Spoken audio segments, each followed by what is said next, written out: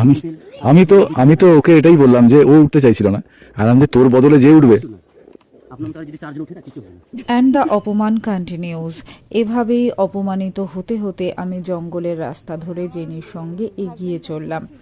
আর তার সঙ্গেই আমি অনুভব করলাম যে আপনি অফিস করতে গিয়ে মনে হয় আমরা কতটা স্ট্রাগল করে ফেলেছি, কিন্তু এখানে জেনি এবং জেনির পেছনে আছে মাধুরী, এদের স্ট্রাগলটাও কিন্তু নেহাত কম নয়, ফিজিক্যাল মেন্টাল বোথ। তাও কিন্তু এরা দিনের পর দিন করে চলেছে।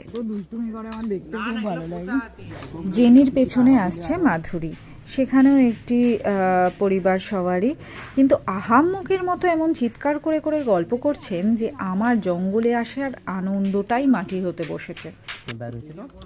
তখন চা বাগানের ড্রেন থাকে না, হ্যাঁ হ্যাঁ, পড়ে গেছে। ড্রেনের মধ্যে পড়ে গেছে, তখন মা গেল। এইটুকু জঙ্গলের রাস্তা পেরোতে পেরোতে আমরা ফিরে গিয়েছিলাম 31 বছর আগে, যখন জেনিকে খুঁজে পান আমাদের মাহুত বন্ধু। 1.5 মাস বয়সে ওই চা বাগানে যে আলের ওই নালাগুলো খোঁড়া থাকে, সেই নালার মধ্যে পড়ে গিয়েছিল জেনি। বয়স মাত্র 1.5 মাস। তার পরিবার তাকে বের করার চেষ্টা করলেও ব্যর্থ হয়। তখন এই বিট অফিস থেকে লোক গিয়ে বাচ্চাটাকে উদ্ধার করে আনে, এবং সেই তখন থেকে এই খোকনদার কাছে জেনি বড় হয়েছে। যদিও জেনিকে জঙ্গলে ফিরিয়ে দেওয়ার চেষ্টা করা হয়েছিল, কিন্তু জঙ্গলের নিয়ম ভয়ঙ্কর কঠিন। একবার মানুষের সঙ্গে মিশে গেলে ওরা আর নিজেদের পরিবারে ঠাঁই পায় না। জেনির ক্ষেত্রেও তার অন্যথা হয়নি।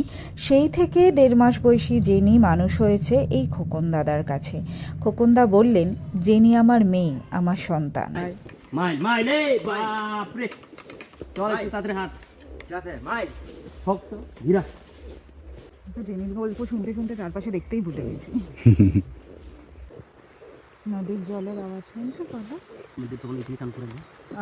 হ্যাঁ, আগে তো ছিল সেটা না, এখন তো বন্ধ করে এখন বন্ধ করে দিয়েছে। প্যান্ডেমিকের আগে পর্যন্ত এখানে হাতিদের চান করানো হতো, আর ট্যুরিস্টদের জন্য সেই জায়গাটা খোলা থাকতো, তারা এসে হাতিদের চান করানো দেখতে পারত। কিন্তু সেটা বন্ধ হয়ে গেছে বেশ কয়েক বছর হলো।